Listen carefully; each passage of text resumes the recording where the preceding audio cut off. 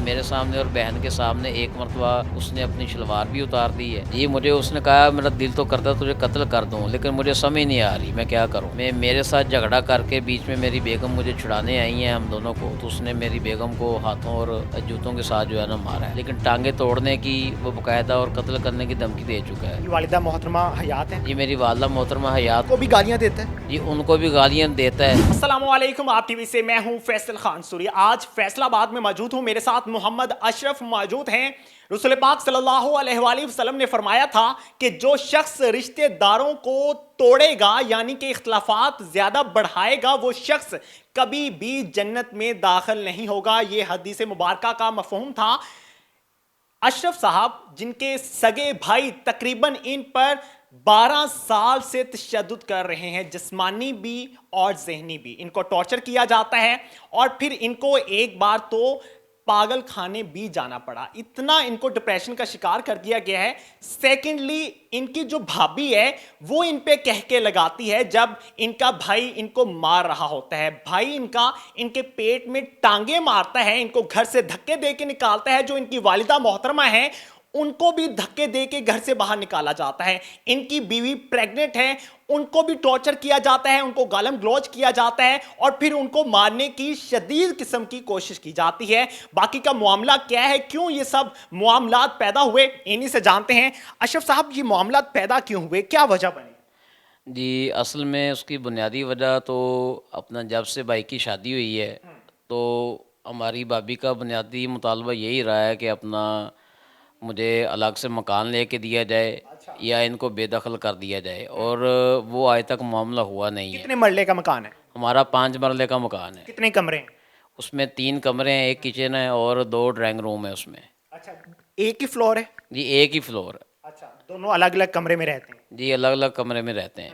तो आपको भाई मारता क्यों है?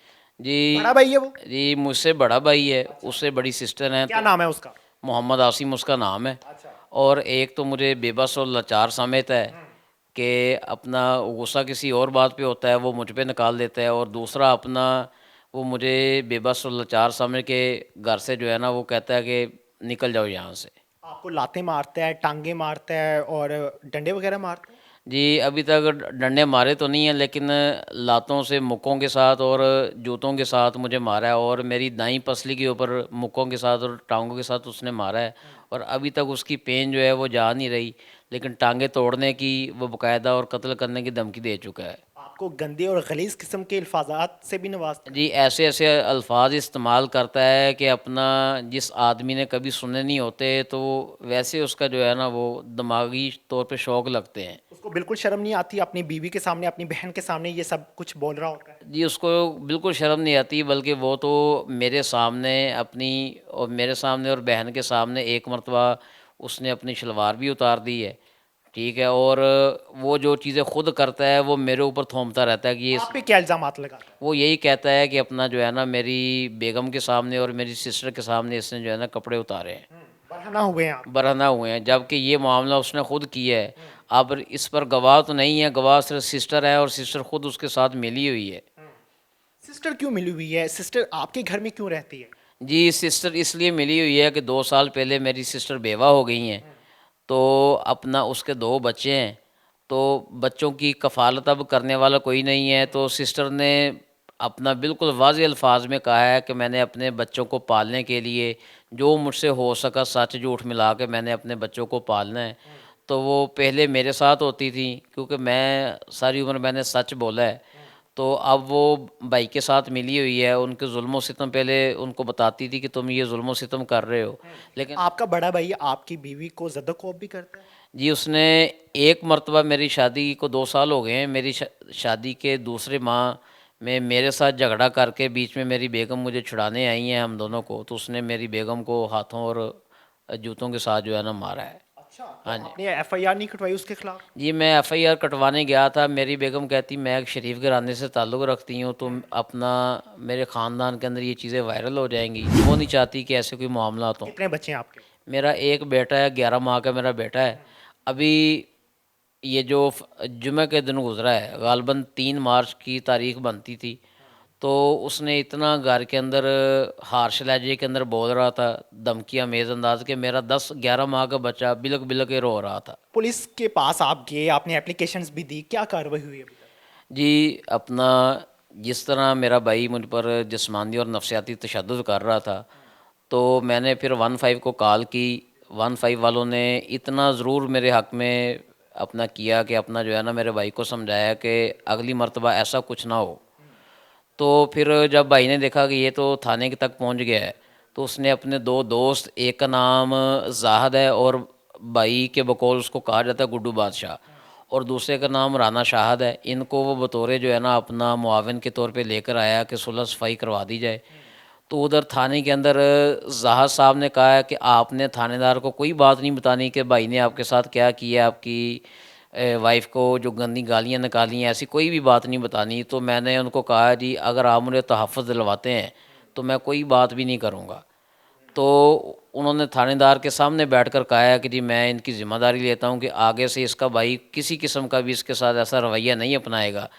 लेकिन उधर सुलह सफाई करवा दी गई है। बाद में अपना मैं उनको मुसलसल अपडेट करता रहा हूँ कि अब भाई ये कर रहे हैं, उनकी बेगम ये कर रही हैं और मेरी सिस्टर ये कर रही हैं, लेकिन आगे से मुझे सब्र की तलकीन करते रहे हैं, आगे से उन्होंने कोई एक्शन नहीं लिया। आपको कत्ल करने की भी धमकी दी गई है? जी, मुझे उसने कहा मेरा दिल तो करता है तुझे कत्ल कर दूँ, लेकिन मुझे समझ नहीं आ रही मैं क्या करूँ। कि वालिदा मोहतरमा हयात हैं? जी, मेरी वालदा मोहतरमा हयात और उनको भी गालियां देता है, जी उनको भी गालियाँ देता है। घर से निकालता है? घर से उसने निकाला भी है अपना। आज से तकरीबन मुझे एग्जैक्ट तो याद नहीं है, अंदाजे के तौर पे मैं बता सकता हूँ, उसके बाकायदा गवाह भी मौजूद हैं।